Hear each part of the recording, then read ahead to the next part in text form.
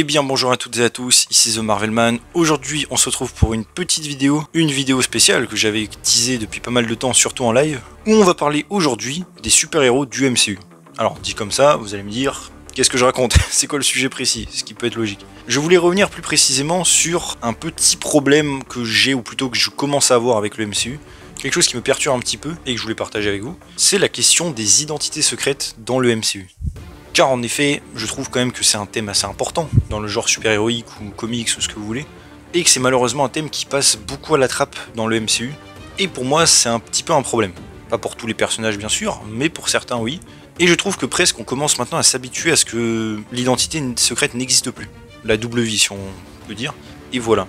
Et même, j'allais dire, presque la disparition du super-héros au sens classique du terme, c'est-à-dire quelqu'un qui sort en costume pour aller sauver des gens. Et vous allez voir, on va en reparler dans la vidéo, vous allez voir, j'ai plusieurs sections, des timecodes, mais je pense qu'on a quasiment plus de vrais super-héros dans le MCU. Encore une fois, je vais développer après. Mais donc, commençons la vidéo avec la première partie, en parlant des identités secrètes, et je voulais déjà commencer par un point assez simple, c'est demandez-vous combien de super-héros ont d'identités secrètes dans le MCU. Évidemment, le MCU, je rappelle, qui comprend les films, les séries Disney+, et les séries, évidemment, avant Disney+, qui sont toujours canon, je le rappelle. Repensez à tous ces personnages et dites-moi réellement qui a une identité secrète. Alors, bon évidemment, je vais vous faire la liste, puisque sinon je ne ferai pas la vidéo. Donc rappelez-vous du nombre de projets et du nombre de super-héros qu'on a dans le MCU, et bah la liste n'est vraiment pas très longue. Alors pour cette liste, je tiens à préciser que j'essaie de prendre plus ou moins ceux qui étaient actuels.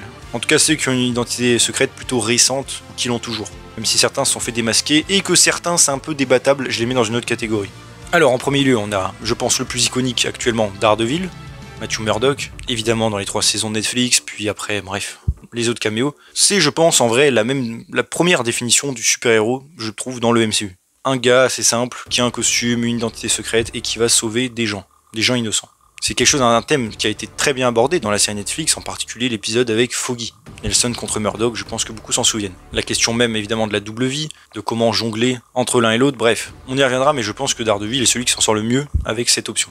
Nous avons ensuite un autre héros, pour le coup, qui a basé tout son 3e film là-dessus, plus ou moins, c'est No Way Home, avec Spider-Man. Spider-Man qui à l'heure actuelle dans le MCU a de nouveau son identité secrète, car avant ça, honnêtement pour moi, je ne le considérais pas comme un super-héros avec une identité secrète. Alors oui, certes, le grand public ne le savait pas jusqu'à la fin de Far From Home, mais soyons sérieux, Peter ne cachait pas vraiment son visage, presque tous les Avengers connaissaient son identité, l'équipe de Nick Fury, ou même des gens dans un bar en Italie où laquelle il a montré son visage devant tout le monde avec Mysterio.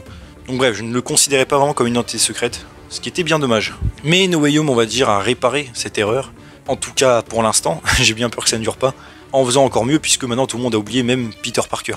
Donc pour le coup là il est vraiment solo, personne ne le connaît, il a son masque, tout va bien pour lui. Enfin au niveau de ça en tout cas. On a découvert aussi un autre personnage très récemment dans Daredevil Born Again, White Tiger, Hector Ayala, qui dans cette version, et même comme dans le comics du coup, est un justicier, qui a son amulette magique, bref, et qui sort aider les gens. Personnage donc qui avait un masque, une identité secrète, jusqu'à ce que Daredevil la révèle en plein tribunal. Son identité secrète n'a donc pas fait long feu, mais je le compte quand même dans cette liste c'est un personnage très récent, et qui malheureusement n'est déjà plus là de toute manière. Donc voilà, mais c'était cool, et j'en ai même parlé dans ma review de Daredevil, ça faisait vraiment plaisir de retrouver un vrai héros dans le MCU avec une identité secrète. Voilà. On a ensuite, je pense qu'on peut le compter, Moon Knight. Moon Knight qui donc dans la série, bon, il faudra vraiment qu'on en reparle d'ailleurs, a donc des pouvoirs mystiques, a un costume, et l'avatar de Khonshu, et il donc travaillait pour lui. Il avait donc jusqu'à preuve du contraire un masque à chaque fois qu'il portait le costume, et le grand public ne connaît pas son identité, excepté maintenant quelques proches et du coup ses ennemis, en tout cas dans la série. Donc Moon Knight pour le coup on peut, je trouve, le considérer comme quelqu'un avec une identité secrète. Et en fait si on réfléchit bien, la liste s'arrête ici. Alors comme j'ai dit, il y en a certains autres dont on va parler qui sont un peu débattables, je gardais sur le côté. Évidemment, pareil, je ne compte pas les méchants, au cas où vous en doutiez. Mais donc dans les personnages débattables, j'avais compté Miss Marvel, Kamala Khan, car en effet, de base, évidemment, elle porte un masque. Quand elle est en public, tout ça, et il me semble que le grand public ne connaît pas vraiment son identité secrète. Néanmoins, encore une fois, je la compte pas totalement, car, un peu à l'instar de Spider-Man, avant No Way Home, je trouve, beaucoup trop de gens connaissent son identité. Il y a évidemment toute sa famille, certains amis du lycée, et surtout plus ou moins toutes les personnes incluses dans le SWORD, enfin c'est même pas le SWORD d'ailleurs, si je suis bête c'est l'équipe de Nick Fury, l'équipe dans l'espace, qui est quand même toute une organisation assez grande. On peut compter aussi peut-être Kate Bishop et sans doute d'autres héros, puisque Kamala y va sans son masque et est totalement libre. On peut compter l'Empire Kree, qui sait qui elle est, ainsi que Captain Marvel, enfin bref. Ça fait donc quand même pas mal de monde, c'est pour ça que personnellement Kamala je ne la considère pas vraiment comme une entité secrète. Pareil pour Danny Rand, Iron Fist, lui pareil c'est un petit peu compliqué car techniquement dans sa série et surtout quand il endosse, j'allais dire son rôle de super-héros, en tout cas au début, il porte un masque, en effet, mais honnêtement Danny ne s'est jamais vraiment caché de son pouvoir de l'Iron Fist, que ce soit en public, que ce soit même avec les criminels avec qui il a traité plusieurs fois avec le visage découvert, même si c'était pas tout le monde, je suis d'accord. Le fait que beaucoup de ses proches le savent, et que de toute manière il sortait des fois en duo avec Colleen Wing, qui est littéralement la petite amie de Danny Rand, donc encore une fois je considère pas vraiment que c'est un secret, techniquement parlant. Sans compter les organisations comme la Main ou les Chastes qui savaient aussi qui il était. Il y a certains personnages, c'est vrai que j'aurais pu caser ici, comme par exemple Trish Walker, Hellcat, qui quand elle a eu ses pouvoirs avait un masque, et à part ses proches personne ne savait, mais elle étant devenue une ennemie entre guillemets, une méchante, et s'étant fait démasquer, en tout cas par le gouvernement, je ne la considère plus dedans évidemment. De même c'est vrai pour Elektra, à un moment je l'avais un peu compté, du temps où elle était gentille. Le problème c'est que pareil, en vrai Elektra, même si elle avait un masque, beaucoup trop de gens savaient qui elle était, la Main, les Chastes et dans Defenders elle ne se cache pas vraiment, donc voilà. Et de toute manière c'était devenu une ennemie. Et enfin on peut compter deux personnages assez récents, qu'on peut théoriser même si c'est débattable encore une fois. On a Red Dagger, personnage qui est apparu dans Miss Marvel, un allié de Kamala, je pense que peu de gens s'en souviennent, qui faisait partie d'une organisation, et qui lui pour le coup cachait son visage, en tout cas au début, avant de se dévoiler très vite à Kamala, tout ça, donc pareil je trouve que c'est un peu débattable. Et c'est pas vraiment je trouve un super-héros au sens propre du terme, plus un gardien.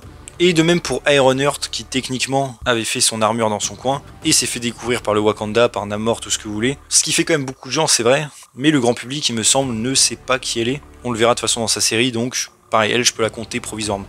Mais donc, j'allais dire de vraiment sûr 100%, on en a seulement 4, à moins que j'en ai oublié, mais je ne pense pas. Et tous les autres personnages sont des super-héros connus, à visage découvert. Et comme je en ai parlé plus tôt, je trouve ça très dommage, car en fait, la privation de l'identité secrète, pour moi, avec le temps, commence à enlever un peu au mythe du super-héros, quelque chose qu'on explorait plus dans Watchmen, que ce soit le comics ou le film d'ailleurs. Et surtout, encore une fois, ce que ça crée, la thématique de protéger ses proches, évidemment, de l'anonymat, mais aussi de l'espèce de double identité qui se crée au niveau de la vie. Quelque chose que j'ai dit qui est très bien illustré, je trouve, avec Matt Murdock dans le MCU, avec le fait de pouvoir séparer qui on est, le fait que, comme le Punisher disait à Matt Murdock, quand on porte un masque, on peut se dire, après tout, c'est pas moi qui ai fait les actes, c'est pas moi qui ai tabassé ces gens, c'est pas moi qui ai fait ci, qui ai fait ça, c'est pas moi le responsable quand on redevient normal. C'est une thématique que je trouve vraiment super intéressante, super cool. Le fait de concilier, comme j'ai dit aussi, ces deux vies, quelque chose que faisait très bien Spider-Man 2, de Sam Raimi bien sûr. Franchement, c'est l'exemple même de ce qu'il faut faire, je trouve, ce film. Par rapport à Peter, par rapport à ses responsabilités, concilier, comme j'ai dit, concilier ses études, son travail en tant que héros, sa tante, son pote, Mary Jane. Bref, je trouve que ça, pareil, c'était un film qui était l'exemple parfait. Je pourrais continuer encore longtemps avec mes exemples, mais je pense que vous comprenez très bien ce que je veux dire. Et même si certains personnages, je trouve ça cool qu'il n'ait pas d'identité, comme par exemple Iron Man, ça aurait pu être cool de l'explorer au moins le temps d'un film complet, je veux dire. Le coup du garde du corps, ça aurait pu être sympa, mais bon, je peux comprendre, c'était un peu le moment choc du MCU, et c'était assez nouveau à l'époque, puisque la plupart des héros avaient quand même une identité.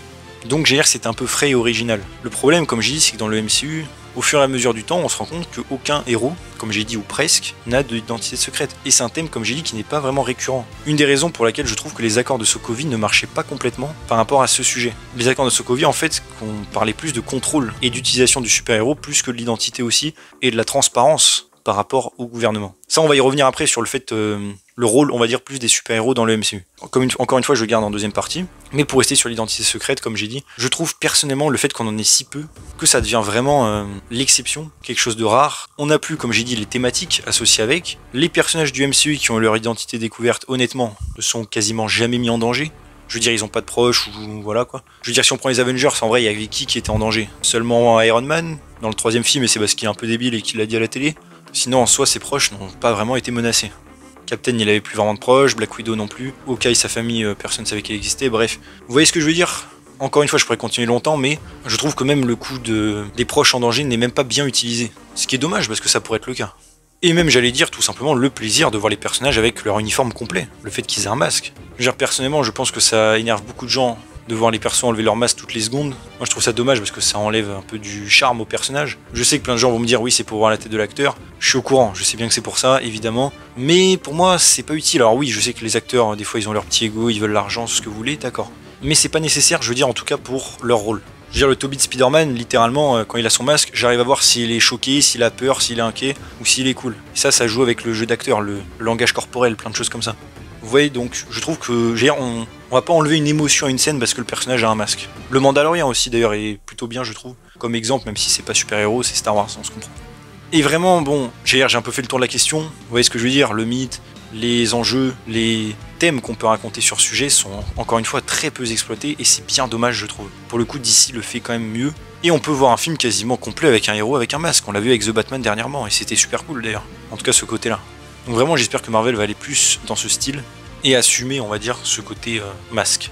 C'est pour ça aussi que j'espère vraiment que par exemple Daredevil ne sera pas démasqué dans sa série. J'ai bien peur qu'on aille dans cette direction au bout d'un moment. Parce que c'est un des derniers trucs qu'ils aient pas fait, en fait, tout simplement dans la série. Et certes, oui, ce serait un thème très intéressant à aborder, la découverte de l'identité, tout ce qu'on veut. Mais honnêtement, vu que c'est un des seuls persos, encore une fois, à qui il reste une identité secrète, j'aimerais vraiment qu'on la garde et qu'on en profite, tout simplement, puisque comme j'ai dit, c'est le seul. Enfin, presque le seul. Donc voilà. Et maintenant, je voulais passer à la deuxième partie de la vidéo, une partie qui m'intéressait aussi pas mal. Et c'est quelque chose vraiment qui me tenait à cœur d'en parler. C'est encore une fois le rôle du super-héros dans le MCU. Alors là, je parle plus vraiment des masques, tout ça, même si c'est lié évidemment. Je parle vraiment du rôle du super-héros, de ses actions en tant que tel. À la base, quand on pense à un super-héros au sens, je pense, le plus simple du terme, on imagine quelqu'un qui met un costume, un masque souvent, et qui va sauver des gens. On est d'accord là-dessus, je pense. Sauver des gens de plein de manières que ce soit. Ça peut être de criminels, ça peut être arrêter un braquage, ça peut être sauver des gens d'un immeuble en feu. Bref, plein de choses dans le style. Sauver des vies, si je puis dire. Et en fait, ce que je trouve dommage aussi avec le MCU, surtout ces derniers temps, c'est qu'on a perdu ce côté-là. Le côté super-héros qui va tout simplement sauver des civils. Et ça, c'est un problème que j'avais déjà vu des gens en parler, et j'étais totalement d'accord. C'est quelque chose qui a disparu, plus ou moins depuis après Avengers 2. Si vous remarquez, il y a de moins en moins de civils mis en danger. Alors oui, par exemple, on va me dire Infinity War, il y a la moitié de l'univers qu'il faut sauver. Je suis d'accord. Mais moi, quand je dis ça, je parle de manière concrète. Voir un civil à l'écran qui peut se faire tuer et qui se fait sauver. C'est quelque chose, honnêtement, qui est indispensable, je trouve, dans les films de super-héros, car ça rajoute encore une fois de l'enjeu, du poids et même du réalisme. Je pense qu'une des meilleures scènes de super-héros, j'allais dire, de tous les temps, c'est Spider-Man dans le métro dans Spider-Man 2. Je le reprends en exemple, mais bon, pareil, c'est un modèle. C'est une des scènes les plus fortes, je pense, de films de super-héros, et c'est pas pour rien. Par rapport aux thématiques du film, et même par rapport à ce qu'il fait, l'exploit qu'il fait, en donnant toutes ses forces pour ça. C'est pour ça qu'il est inspirant. Et encore une fois, depuis Avengers 2, vraiment, je trouve qu'on a de moins en moins ça. Alors oui, il arrive qu'il y ait des exceptions, bien sûr, quand je dis ça. On peut penser aux Gardiens de la Galaxie 3, par exemple. On voit les personnages sauver beaucoup d'enfants, de créatures, tout ça, et ça, c'était très bien. Mais honnêtement, vraiment, faut être honnête, c'est de moins en moins le cas. C'est pour ça aussi que j'ai beaucoup aimé le personnage de White Tiger, même si malheureusement on l'a pas vraiment vu sauver quelqu'un. Au moins on mentionne le fait qu'il a eu un impact dans son quartier et qu'il a vraiment agi pour sauver des gens à droite à gauche. Ce que faisait le Spider-Man dans Garfield aussi par exemple. Là je parle hors MCU. Hein. Ou même pourquoi pas Iron Man dans le premier film. Vous savez quand il va dans le village en Afghanistan pour aller libérer tout simplement les civils. C'est une scène super forte et que beaucoup de gens aiment. Et c'est pas pour rien. Et comme j'ai dit, je trouve vraiment que le MCU, pour l'instant en tout cas, ces derniers temps, a perdu cet aspect un peu terre à terre, un peu proche du civil, qui avait, bon ça je pense aussi que c'est dû aux critiques qu'il y a eu dans Man of Steel qui était complètement débile je trouve, le fait de la destruction et tout ça avec Superman était débile, bref. C'est pas le débat mais j'ai jamais compris ce délire là. Et encore une fois je trouve ça bien dommage puisque on perd, j'allais dire, ce retour au réel. Quand Ultron veut détruire la planète, c'est pas juste il veut détruire la planète, c'est en même temps on voit les civils littéralement en train d'hurler, terroriser tout ça, c'est pour ça que ça marche bien. Et en fait, quand il n'y a pas de civils et tout, je trouve qu'on passe plus sur un délire figurine, où c'est juste deux personnages qui se battent, sans vraiment d'enjeu, sans vraiment de gens en danger, dans le sens concret du terme, vous comprenez. Et vraiment, c'est quelque chose qui me manque. D'où cette impression que j'ai eue, c'est là aussi où je voulais en venir, que les super-héros du MCU, la plupart, encore une fois pas tous, en fait, si on réfléchit bien, ce sont des soldats. Tout simplement. Ce sont des gens, en vrai, j'allais dire du gouvernement. C'est des gens qui font rien, on va dire, dans le concret, dans le tous les jours, et qui viennent là juste quand il y a quelque chose de vraiment cataclysmique, planétaire qui se passe. On peut penser à ça avec Doctor Strange, même si lui c'est plus son délire. On peut penser à ça avec tous les Avengers, que ce soit Iron Man, Captain America, surtout comme j'ai dit après Avengers 2, où en vrai c'est souvent ils interviennent juste parce que le gouvernement les appelle pour dire ouais il y a un problème, un gros problème. Mais on va jamais les voir arrêter un braquage de banque. Alors qu'en vrai ils pourraient très bien le faire, vous voyez ce que je veux dire? Et je trouve que c'est pareil, ce genre de petite scène fait que ces super-héros là ne sont plus vraiment terre à terre comme j'ai dit plus. On peut penser à Ant-Man, pareil, Ant-Man on le voit jamais sauver des vies au final. Je prends lui comme exemple, mais ça peut être n'importe quel autre. Je trouve que c'est vraiment rare de les voir vraiment mettre en danger leur vie pour sauver une autre vie de manière concrète, comme j'ai dit, et au quotidien. En fait j'ai l'impression que la plupart des héros du MCU, excepté peut-être Daredevil et bon quelques autres, comme j'ai dit, même les Defenders, enfin Luke Cage plutôt, peut-être même Miss Marvel maintenant, En tout cas, la dernière fois qu'on l'a vu. Spider-Man, même si dans Homecoming, malheureusement, en vrai, il affronte pas de réelle menace, je trouve, à part la fin. Bref, excepté, vous voyez, ces exemples que je donne, j'ai vraiment l'impression que ces super-héros sont à la retraite, entre guillemets. Je veux dire, quand même, dans Daredevil Born Again, on a littéralement des interviews de plein de gens en plein New York, pas que Hell's Kitchen, et les gens supplient Daredevil de revenir parce que le crime monte. Mais que fait Spider-Man, quoi? Vous voyez ce que je veux dire, le Spider-Man de monsieur, on dirait, il fait rien. Le mec, il est en vacances ou je sais pas quoi. Ils font rien, ils passent leur temps à s'entraîner. Je prends les Avengers, en plus, on se comprend. Ils sont dans leur base et on les appelle sur une mission, ils y vont. Mais vous voyez ce que je veux dire? Au final, c'est plus des soldats de l'armée américaine que des super-héros du quotidien. Et c'est pour ça, encore une fois, que j'ai beaucoup aimé White Tiger dans Born Again, dans le sens où, encore une fois, même si malheureusement on nous le dit et on ne le montre pas, c'est toujours le même problème, mais au moins on a un super-héros où c'est juste un gars qui met un masque, un costume, et qui met sa vie en danger pour sauver des gens. Que ce soit d'une voiture en feu, comme ils ont dit, un policier qui est à deux doigts de se faire tuer, une femme de se faire agresser, vous voyez ce que je veux dire? Quelque chose vraiment de simple, mais qui est bon, et c'est ça qu'on adore. C'est pour ça que la plupart des gens, d'ailleurs, je rappelle, aiment beaucoup Batman, je trouve. Ou Spider-Man, dans les comics en tout cas. C'est des gens qui ont vraiment juste sauvé des gens du quotidien. Et je trouve vraiment, vous voyez, qu'il y a cette espèce de séparation presque entre le super-héros et le civil dans le MCU. Si on prend j'allais reprendre en exemple Spider-Man. Si on compare le Spider-Man de Tobey Maguire dans ces films-là, New York, c'est presque un allié. Vous voyez ce que je veux dire? Je peux reprendre la scène du métro où tout le monde l'aide et est solidaire avec lui quand Octopus arrive, quand ils lui disent qu'ils vont pas dévoiler son identité, quand il l'aide contre le bouffon vert dans le premier film, enfin bref, je peux en citer plein, vous avez compris. New York sauve les gens, enfin, Spider-Man sauve les gens de New York, et New York le récompense en retour. Il y a cette espèce de relation de confiance entre eux. Il y avait ça aussi d'ailleurs dans Amazing Spider-Man, surtout dans le 2. Bon, il y avait le 1 avec les grues par exemple, mais même dans le 2, on voit qu'il est pote avec les pompiers, bref, vous voyez ce que je veux dire, il y a ce lien.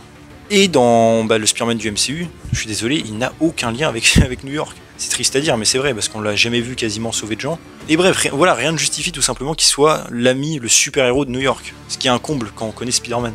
Bref, encore une fois, j'ai repris lui en exemple, mais ça peut être beaucoup d'autres. En fait, le MCU, j'ai l'impression que c'est plus des stars. Je peux penser à Thor qui fait des selfies ou des choses comme ça, ou même Hulk, que vraiment, comme je dis, encore une fois, des super-héros du quotidien.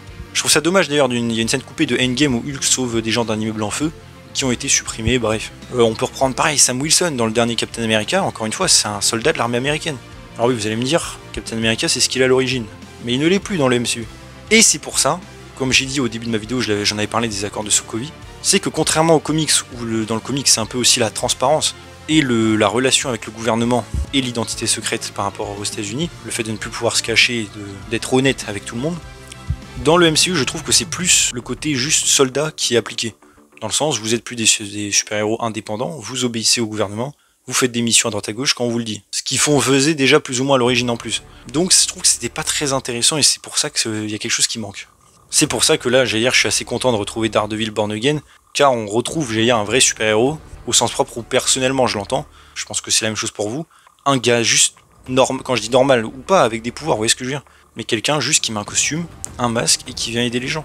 C'est pour ça que je suis content de retrouver ça. Même si Born Again, pour l'instant, la série a beaucoup de problèmes, d'ailleurs j'en parle souvent, très très loin d'être parfaite, et même si elle a bien fait avec White Tiger, Daredevil pour l'instant est quand même aux abonnés absents, même si c'est un peu justifié. Mais il va falloir retrouver encore une fois ce côté-là. Donc voilà, je suis désolé, je reste un petit peu en bilan, j'ai été un peu long. Voilà un petit peu ce dont je voulais parler, mon ressenti par rapport aux super-héros du MCU. Et je trouve encore une fois que c'est un petit problème qui de plus en plus, je trouve, sépare peut-être le public même du MCU. Vous voyez ce que je veux dire ? Donc voilà, maintenant j'allais dire à vous de me dire en commentaire qu'est-ce que vous pensez de tout ça. Est-ce que vous avez remarqué aussi ce problème avec des guillemets? Déjà l'absence, j'allais dire, de masque du côté des super-héros, mais aussi, comme j'ai dit, cette espèce de séparation avec le public et le fait que les super-héros du MCU sont de plus en plus des soldats que des vrais justiciers tout simplement. Voilà, c'est quelque chose que j'avais remarqué, je voulais vous partager, dites-moi si vous êtes d'accord ou pas, et je suis curieux d'avoir votre point de vue sur ce délire-là, en commentaire évidemment. En tout cas, j'espère que ça vous a plu. Si c'est le cas, n'hésitez pas à vous abonner, liker, commenter, partager, activer la cloche, à me suivre sur mes réseaux sociaux et mon Oscar, vous avez les liens en description. Et on se retrouve bientôt pour une nouvelle vidéo. Salut tout le monde.